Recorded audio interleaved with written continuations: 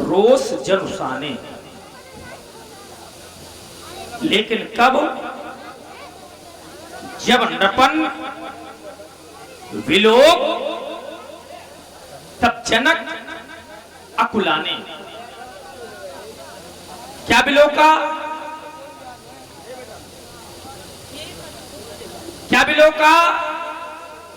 आप लोगों का बल,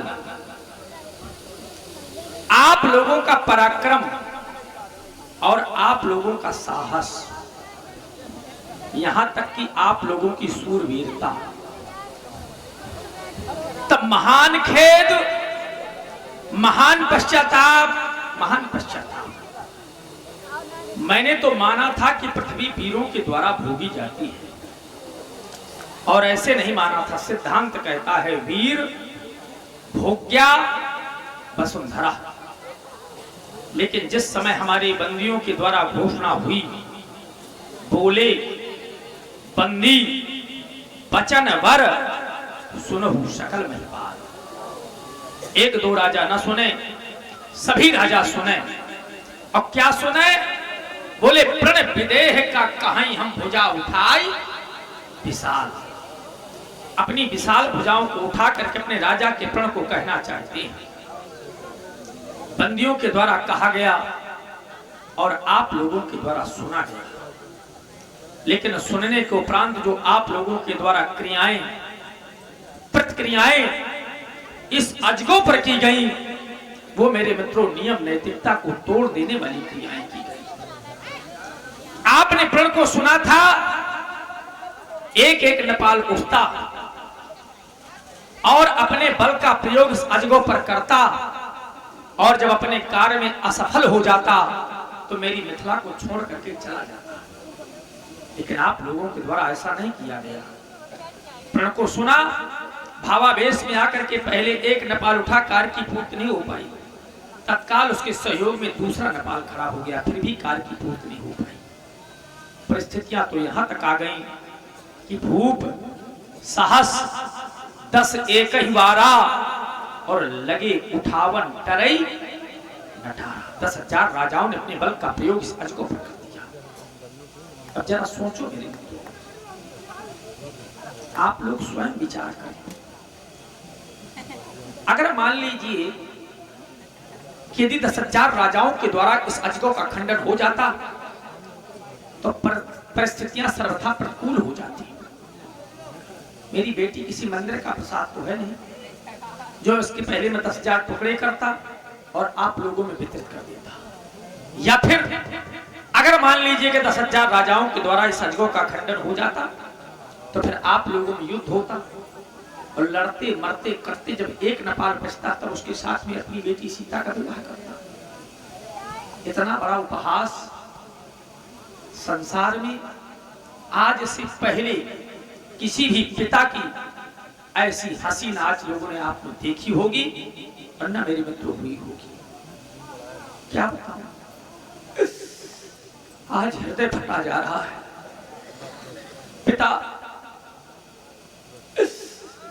एक पिता संपूर्ण व्यवस्थाएं करता है अपनी बेटी के विवाह के लिए। सारे साज मैंने एकत्र किए थे, लेकिन आज असहाय हो गया। आप लोगों ने देखा होगा यदि एक निर्धन से निर्धन व्यक्ति भी अगर अपनी बेटी का विवाह करता है और किसी प्रकार की अगर कोई कमी आती है तो समाज के लोग, उस स्थान के लोग सहयोग करके और उसकी बेटी की मांग भरवा देते हैं, उसके हाथ पीले करवा देते हैं। लेकिन आज इतना बड़ा दुर्भाग्य, एक राजा सारे साज इकट्ठा है लेकिन बेटी हाथ जोड़े बैठी है। आज एक पिता उसकी मांग नहीं भरवा पा रहा, और समाज में मेरे मित्रों कितना भी व्यक्ति प्रतिष्ठावान क्यों ना हो, समाज में कितनी भी व्यक्ति की प्रतिष्ठा क्यों ना हो, लेकिन अगर उसके घर में कुंवारी बेटी है तो समाज के लोग जीने नहीं देते। आज यह जनक निवेदन करना चाहता है कि चले जाएं आप लोग, मेरी मिथिला को छोड़ करके परित्याग कर दे मेरी मिथिला का। अगर इतने पर भी मेरी मिथिला का परित्याग नहीं तो आज यह जनक कुछ कहने के लिए विवश हो रहा है और कहना चाहता है कि यहाँ श्री हाथ भाई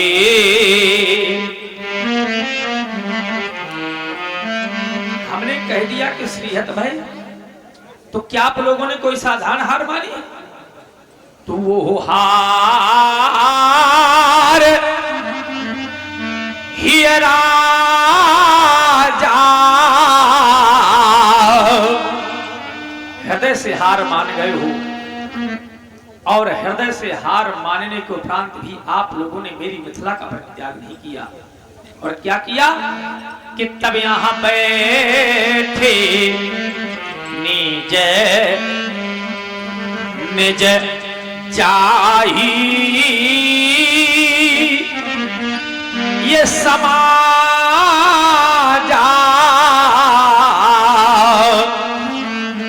लेकिन कब बैठे कि जब यहां श्री हाथ भाई आज अपने कार्य में असफल होने के उपरांत भी कोई भी क्षत्रिय नेपाल मेरी मिथिला का परित्याग नहीं किया। क्या अपेक्षाएं लेकर के आप लोग बैठे हुए हैं, या कौन सी जनक की स्थिति देखने के लिए आप लोग बैठे हुए? यदि आप लोग कहना चाहते हो कि महाराज हमको वीर मान ले और केवल वीर मान करके अपनी बेटी का विवाह है आप हमारे साथ में करते, तो वीर मानने में और वीर होने में बहुत बड़ा अंतर होता है। अगर कोई वीर है उसको वीर कहा जाए या ना कहा जाए, वीर है तो वीर है, और जो वीर नहीं है उसको वीर कह दिया जाए तो क्या वो वीर हो जाएगा? आज मैंने जो अनुभूति की है वो मैं आप लोगों के सम्मुख रखना चाहता हूं कि मैंने जाना है कि पृथ्वी पर तो कोई वीर रह ही नहीं गया है। वसुंधरा वीरों से हीन हो गई है, या पृथ्वी वीरों से हीन हो गई है। तभी तो मुझे कहना पड़ गया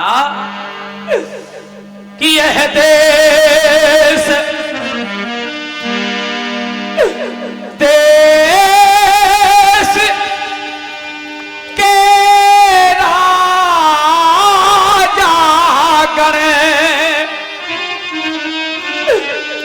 हम किन्हें कहें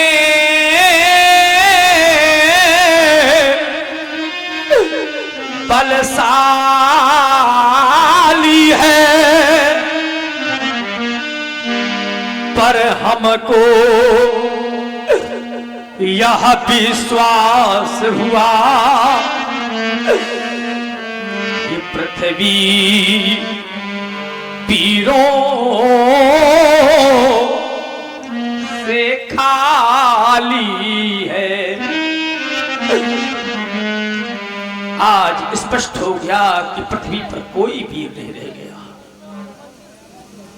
अगर मेरे मित्रों मुझे पहले मालूम हो गया होता तो क्या जानबूझ करके मैं प्रण करता?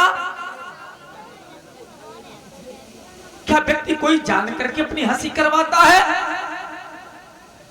नहीं, आज यह जनक कहना चाहता है कि यदि यह विचार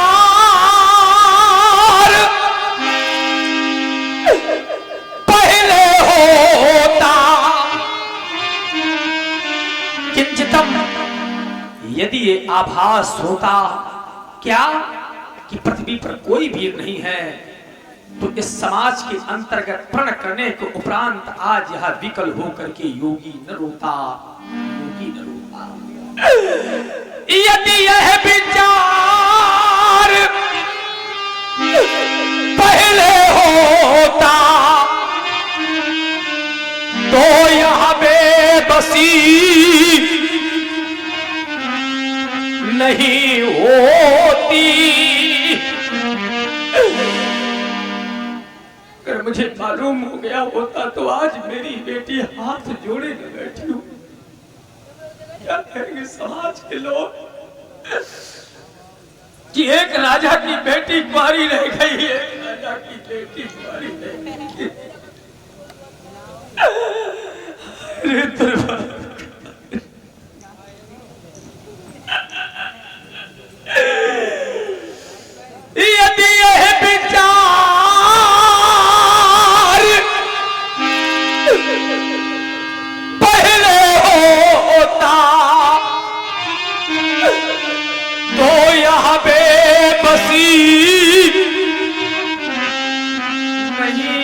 होती।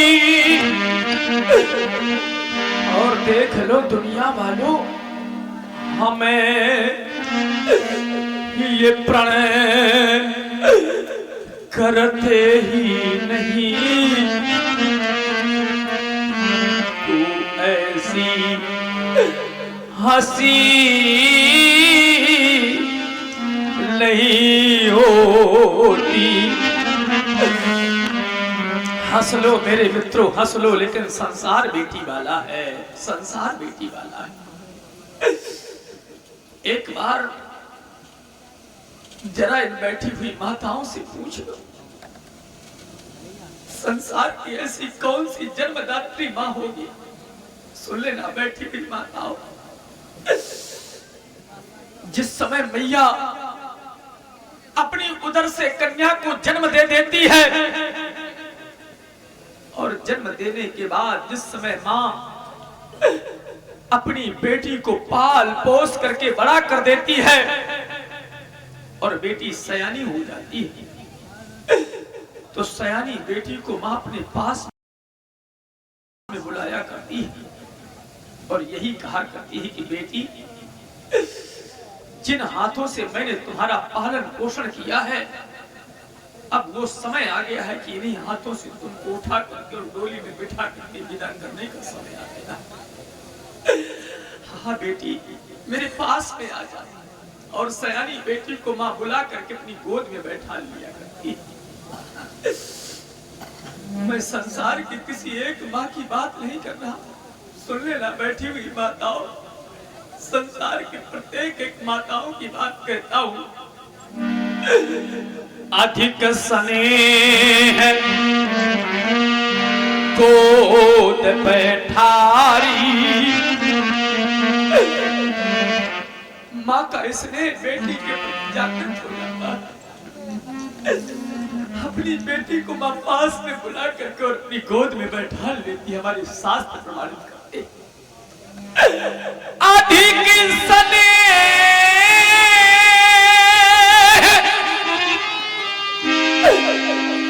गोद बैठारी,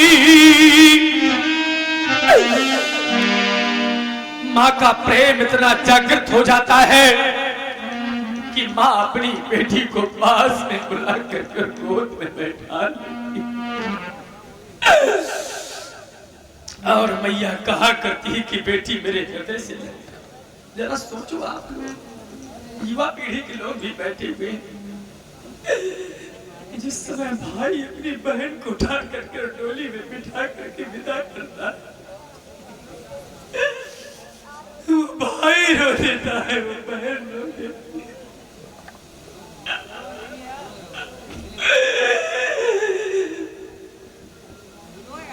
और आप हैं श्री देवी सिंह जी गुर्जर, पूर्व प्रधानाचार्य विद्यानगर बाबरपुर, जनक जी के विलाप से प्रसन्न होकर 101 मुद्राएं और आप 51 मुद्राएं श्री देव नारायण सक्सेना राजस्व विभाग जी की ओर से आई हैं। समिति की ओर से बहुत बहुत धन्यवाद। जरा सोचो, माँ अपनी बेटी को गोद में बैठाले होती है, और ईमानदारी की बात यह है कि मैं किसी एक माँ की बात नहीं करता, जितनी भी माताएं बैठी हुई बहुत ध्यान दे करके सुने। हर एक माँ केवल गोद में नहीं अपनी बेटी को हृदय से लगा लेती है। बहुरी बहुरी भेंटे महतारी, कहती है बेटी तो मेरे गले से लग जा, अब तो तू मुझको छोड़ करके चली जाएगी।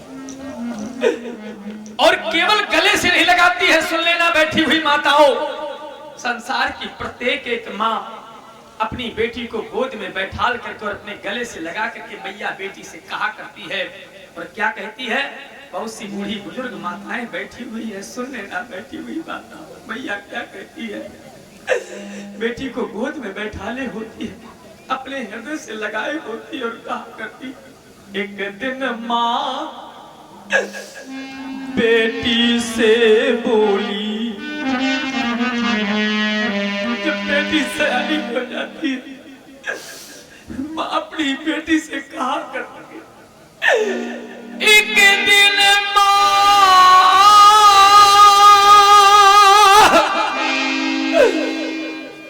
बेटी से बोली कि तुमको भी मां बनना होगा। और देख लो दुनिया वालों, बेटी की प्रथमो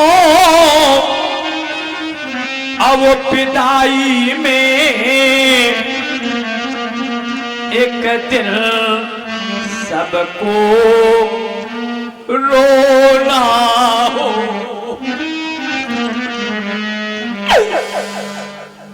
बड़े बड़े धैर्य वालों के धैर्य छूट जाते हैं जिस समय बेटियों की दरवाजे से डोलियां निकलती हैं।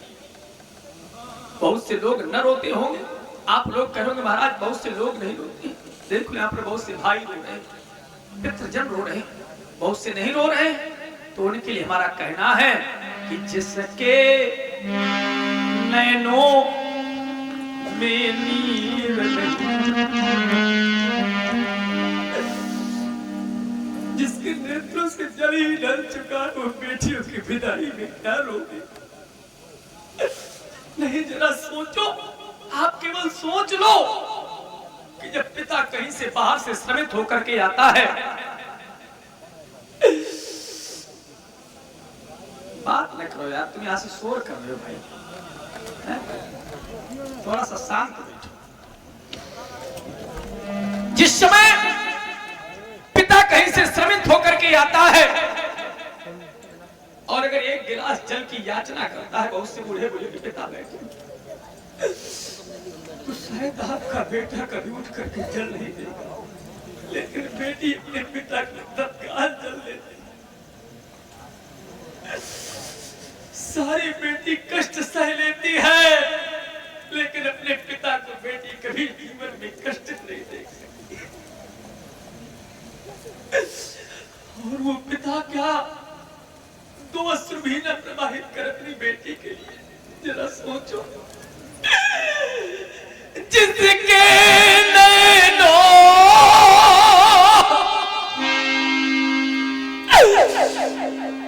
में नीर नहीं, वो नीर बहाना अब क्या जाने। और जिसके उर में है वो पीर नहीं, वो पीर पराई क्या जाता। अरे जिसके जीवन में कभी कोई कष्ट नहीं आया, वो दूसरे के कष्टों को नहीं जान सकता। अरे जिस माँ ने अपनी उदर से कन्या को जन्म ही नहीं दिया, वो माँ कन्या के सुख और दुख को क्या जान सकती है। तभी तो मैं कहा करता हूं कि जिसने यह कन्या अरे जाई ही नहीं,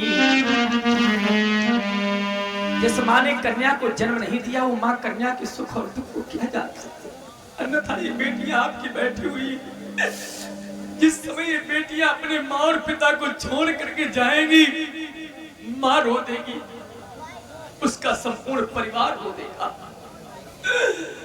उसका भाई रो देगा, उसकी बहन रो देगी, उसका बूढ़ा बाप रो देगा, उसका बूढ़ा बाप।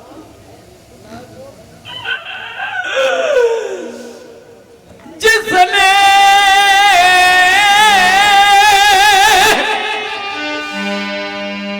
ये कन्या चाहिए नहीं,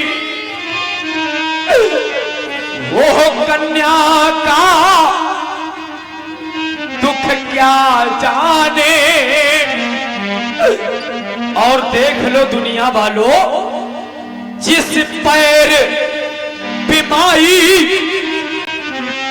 अब फटी ही नहीं, वो पीर पराई क्या जा, जिस पैर बिमाई अब फटी ही नहीं, वो पीर पराई क्या जाने। मैया इतना ही नहीं और कहने लगती है अपनी बेटियों से, क्या कहती है कि यह तो जीवन के बंधन हैं। बेटी, ये तो जीवन के बंधन है। बेटियों का जीवन तो बंधनों से बंधा हुआ होता है। जब तक बेटी पिता के यहाँ रहती है तो पिता के अधीन रहती है। किसी भी जगह पर पिता उसका पाण ग्रहण संस्कार कर दे, लेकिन कभी बेटी ये नहीं कहती कि पिताजी मैं उस घर में नहीं जाऊंगी। बेचारी गूंगी बहरी सी और इस घर को छोड़ करके उस घर को अपना लेती है बेटी। यही बेटी जब इसका पाण ग्रहण संस्कार हो जाता है, मैंने बहुत से ऐसे परिवार देखे हैं कि बड़ी प्रसन्नता से माँ और पिता अपनी बेटी की विदाई करते हैं, और वही बेटी जब ससुराल में सताई जाती है, मारी जाती है, यहाँ तक कि उसका जीवन समाप्त कर दिया जाता है। जरा उन घरों में जाकर के पूछो क्या स्थिति होती है। तो उसका जीवन साथी चाहे जैसा मिल जाए, चाहे उसको मारे चाहे सताए, लेकिन अपने सारे जीवन का सुख, सारे जीवन का दुख बेटी अपने पद चरणों में समर्पित कर देती है। और वही बेटी जब मां बन जाती है तो मां के प्रेम स्नेह को आपने सबने देखा होगा। मां भूखी सो सकती है, मां गीले में सोती है, लेकिन अपने पुत्रों को सूखे में सुलाती है।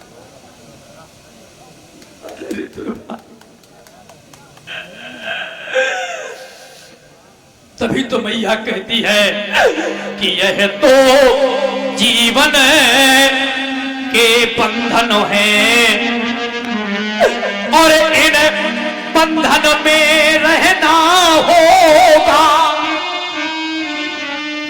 और बेटी की प्रथमो वो विदाई में एक दिन सबको रोना।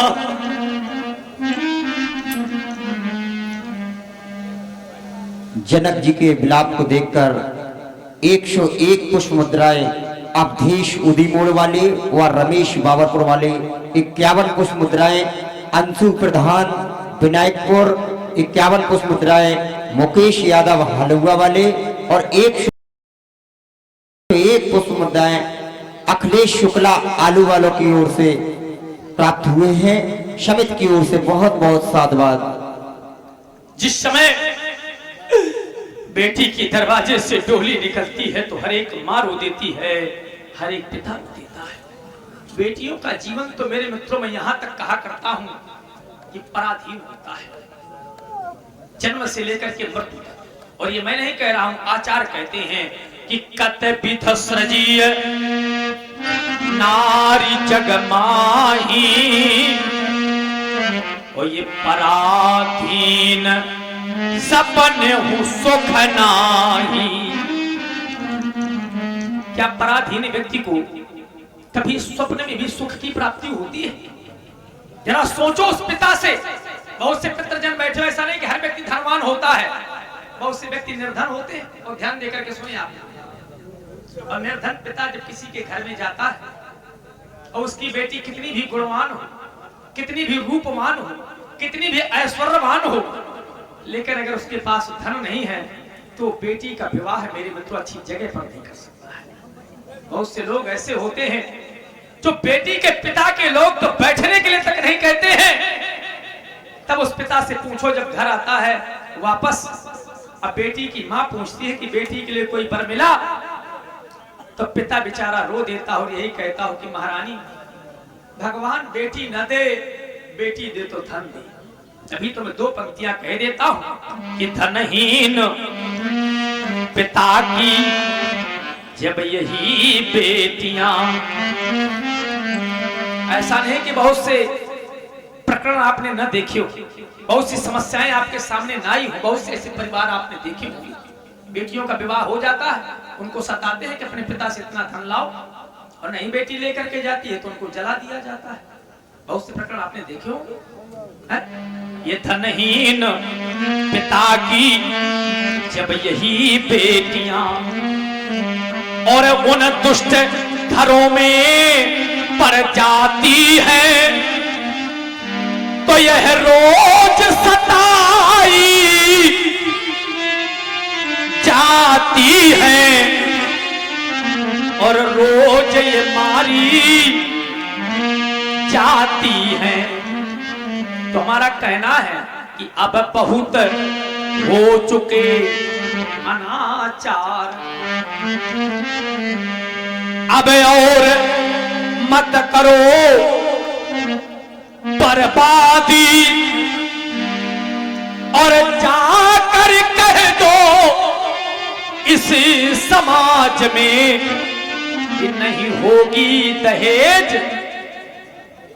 दहेज देना और दहेज लेना कोई पाप नहीं है, लेकिन उस पिता के सामर्थ्य के अनुसार लिया जाए।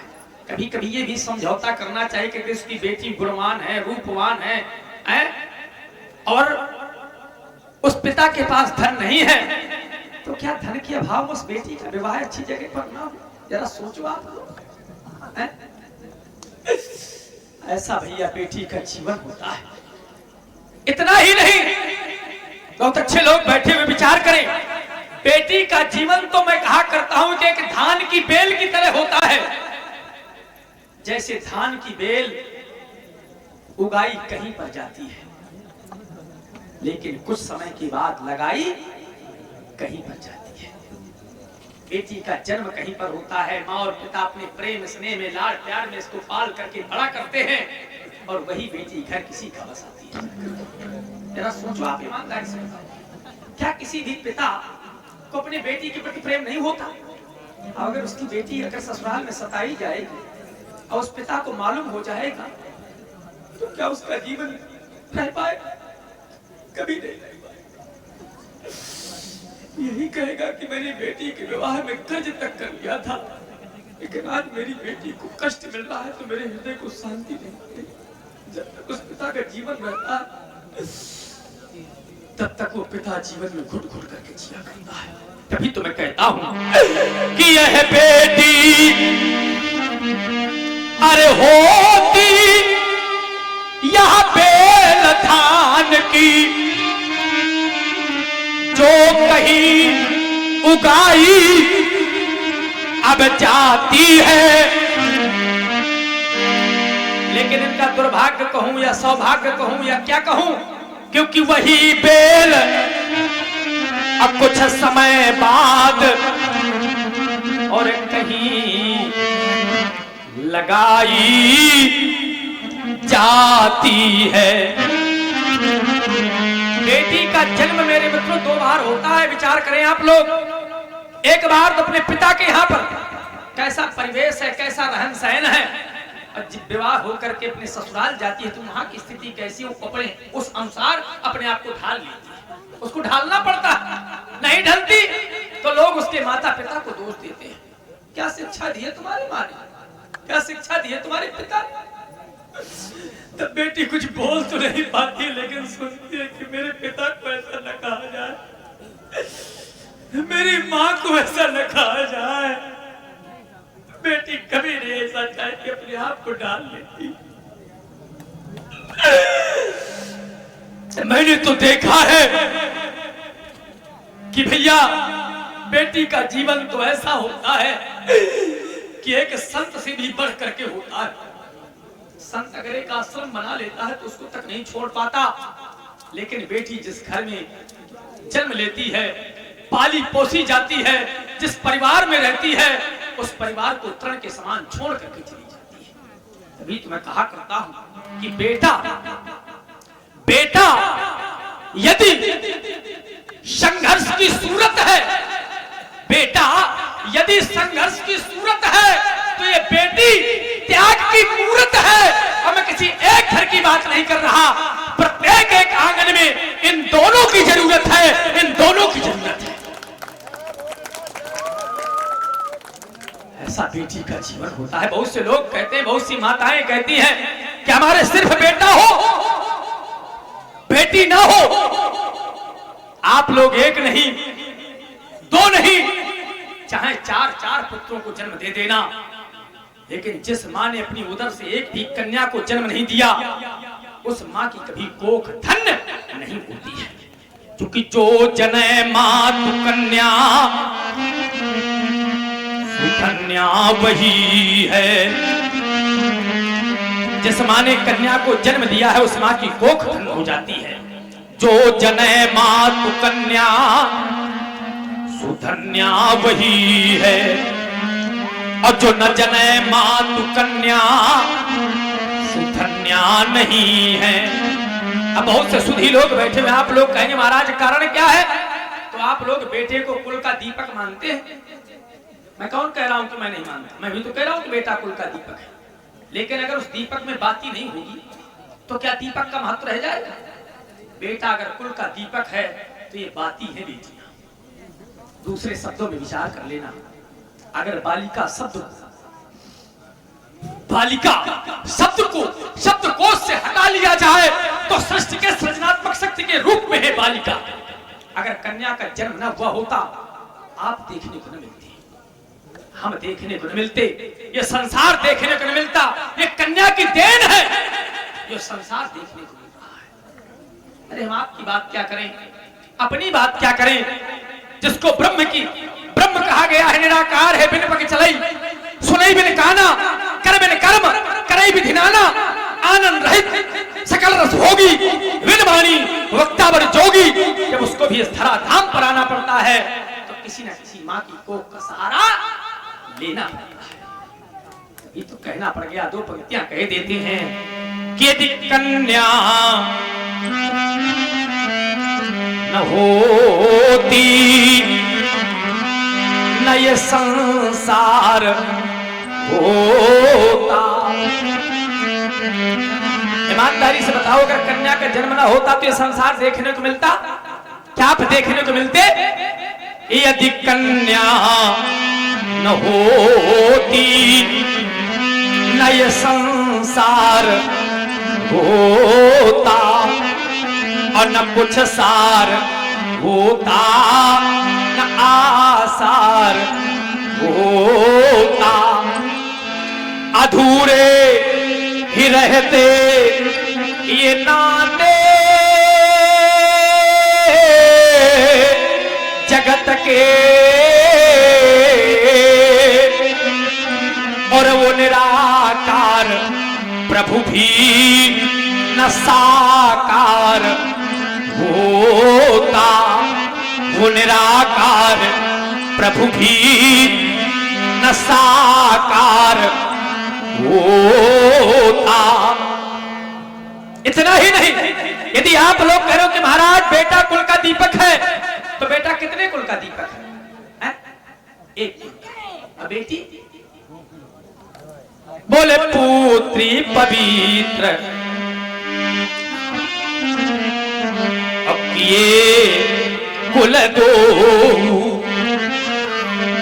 पुत्री तो भैया दोनों कुलों को पवित्र कर देती है। जब तक पिता के यहाँ रहती है तो पिता के कुल को पवित्र करती है, जब ससुराल चली जाती है तो पति के कुल को पवित्र कर देती है। बोले पुत्री पवित्र अब ये कुल दो। और ये मैं नहीं कह रहा, ये संसार के लोग कहते हैं। यह सुजस धावल अवश्य कहे सबको, यह सुजस धावल अवश्य कहे सबको। लेकिन क्या करूं मेरे मित्रों, आज मैं अपने कार्य में असफल हो गया हूं। और संसार का कोई भी व्यक्ति होता है, विचार तो हर व्यक्ति जब कोई काम करता है तो विचार करके करता है कि मैं इस कार्य को कर रहा हूं तो मुझे सफलता मिलेगी। लेकिन सफलता होना न होना तो परमात्मा के हाथ की बात है। मैंने भी सोचा था इस धनुष के माध्यम से उस वर की खोज करूंगा। क्यों? क्योंकि जिस समय मैं मही का कर्षण कर रहा था अपना वक्षस्थल फाड़ कर जिस कन्या को मुझे प्रदान कर दिया था, लेकिन आज मेरे मित्र केवल इसका पालन पोषण कर पाया, इसका मैं पानी का संस्कार नहीं कर पाया। तभी तो मुझे कहना पड़ गया, विचार करें कि हल कर सन से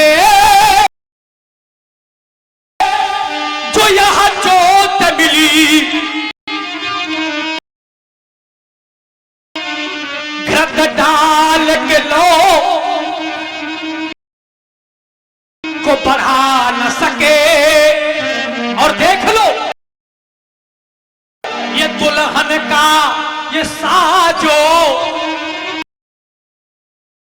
और सजाया, मगर ये तुझ की खोज में था प्रणय ठाना। उस वीर से हाथ मिला ना सके और बिंदु अब रूप है वो विधाता गया। हम मांग सिया की भराना।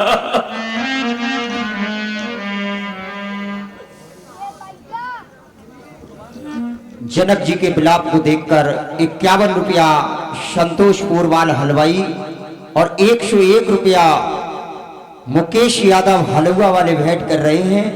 समित की ओर से बहुत बहुत साधुवाद।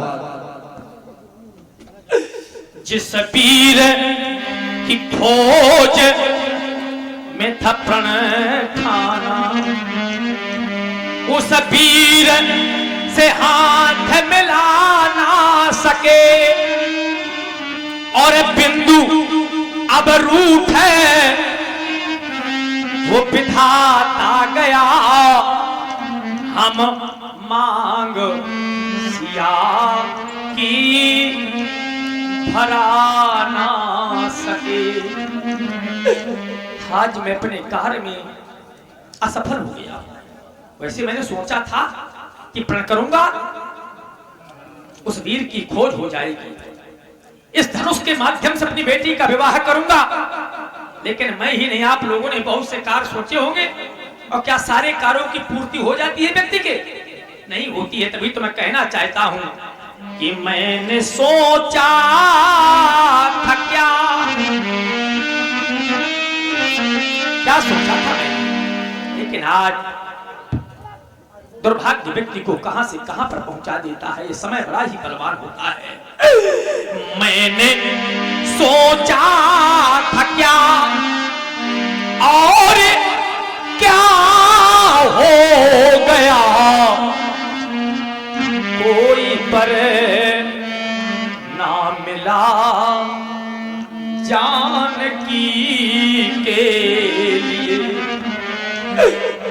कोई पर ना मिला ये मेरी लाडली के लिए। ये वीर बन करके आए हैं ये भूपति सभी। आप लोग भी तो अपने आप को वीर मान करके आए थे, लेकिन कहां गई तुम्हारी वीरता, कहां गया तुम्हारा साहस और कहां गए तुम्हारे नरगर प्रताप। ये वीर बन करके आए हैं ये भूपति सभी, पर न दिल भर उठाया ये धनुष को भी, पर न दिल भर उठाया धनुष को भी। तो मान लूं मैं इन्हें क्या, मान लूं मैं इन्हें वो छत्री का लाल है, लेकिन काबो अरे वीरता जो दिखावे मेरी लाडली के लिए, वो वीरता जो दिखावे मेरी जानकी के मैंने सोचा था क्या और क्या हो गया, कोई पर ना मिला जानकी के लिए, कोई पर ना मिला जानकी के लिए।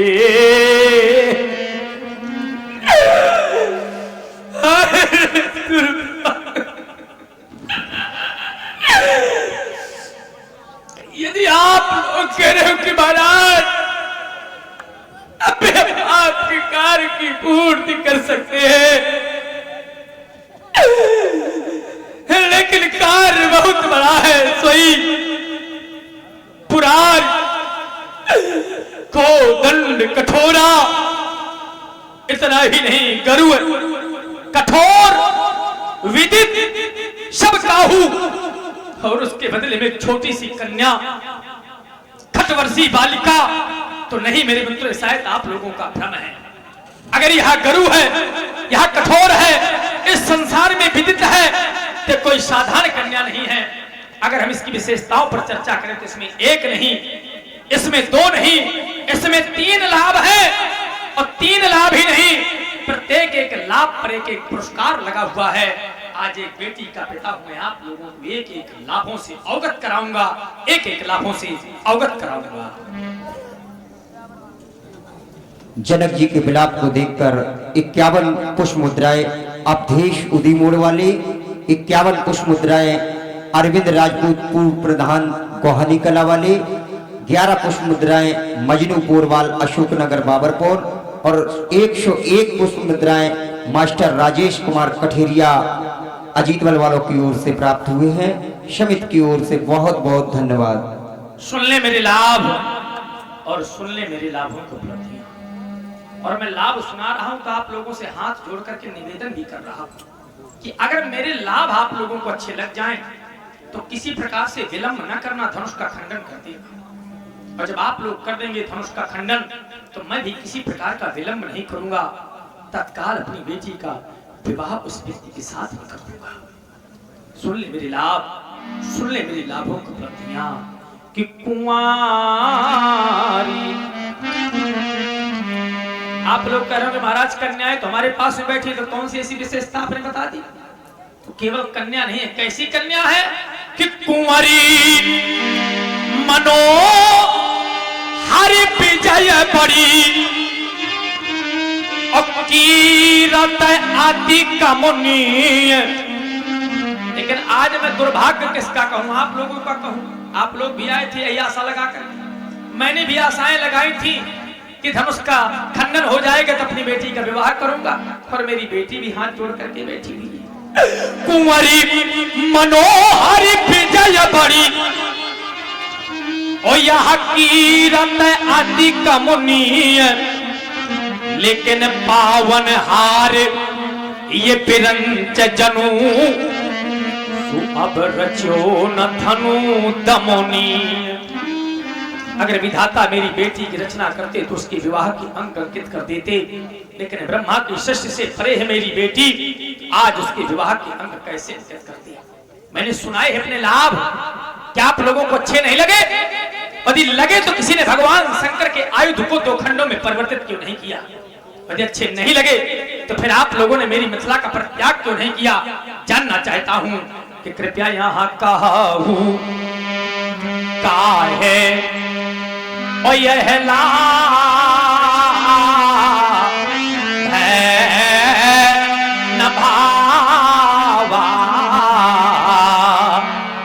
यदि भावा हो सकता है आप लोगों को अच्छा लगा हो लाभ, तो फिर काहू न शंकर यह चापे चढ़ावा। या तो मेरा लाभ अच्छा नहीं लगा, और ये फिर लाभ अच्छा लगा तो आपकी भुजाओं में सामर्थ्य नहीं जो आप लोग कर देते मेरे प्रण की पूर्ति और प्राप्त कर लेते बैठी हुई लाभों की मूर्ति। चले जाएं आप लोग मेरी मिथिला को छोड़ करके। चलो मैं कहता हूं मैं परिवर्तन किए दे रहा हूं, अगर आप लोग नहीं जा रहे, केवल आप लोग 2 अंगुल उठा दें मेरे कार्य की पूर्ति हो जाएगी। मान लो 4 अंग उठाने मेरे कार्य की पूर्ति हो जाएगी। लेकिन परिस्थितियां तो यहां तक आ गई हैं कि यहां रहाऊ चढ़ाऊ बे अतोरा बे मेरे भाई। चढ़ाना तोड़ना बहुत दूर की बात, लेकिन यहां दिल भरी भूमि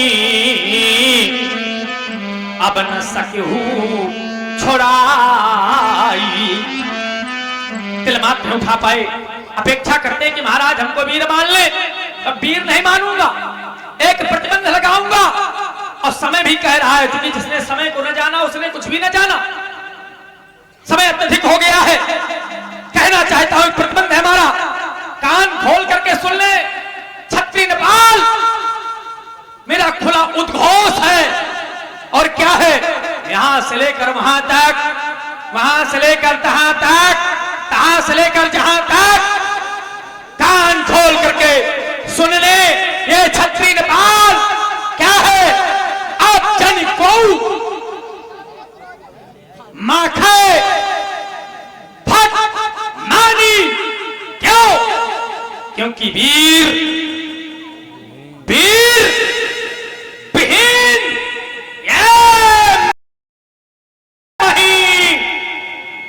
मैं जानी।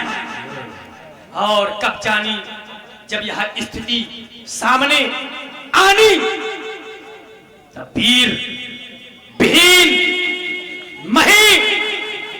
मैं जानी। और जब वीर विहीन मैं जानी, तो बैठे बैठे क्या कर रहे हो? समाप्त हो गई आप लोगों की मेहमानी। चलिए जाओ मेरी मिथिला से, परित्याग कर दो मेरी मिथिला का। अगर इतने पर भी मेरी मिथिला का परित्याग नहीं, तो एक अंतिम घोषणा करने जा रहा हूं। ये सभा, ये सभा, ये सभा, अरे सभा करा दो भंग, क्योंकि बिगड़ गया इस मिथिलेश की रंग घूम का रंग, रंग घूम का रंग। कौन कहता है चल उठा सीता स्वयंवर? अरे समाप्त हो गया सीता स्वयंवर, समाप्त हो गया मैथिली अधिवेशन, समाप्त हो गया, समाप्त हो गया। जनक बचन सिंह। और जनक जी के विलाप को देखकर 101 पुष्प मुद्राएं अंशु प्रधान मनोज यादव जी की ओर से और 21 पुष्प मुद्राएं प्रमोद शास्त्री नगर बाबरपुर वालों की ओर से भेंट हुई हैं। शमित की ओर से बहुत बहुत साधुवाद। जनक बचन सुनी सब नर नारी, देख ज्ञान की भय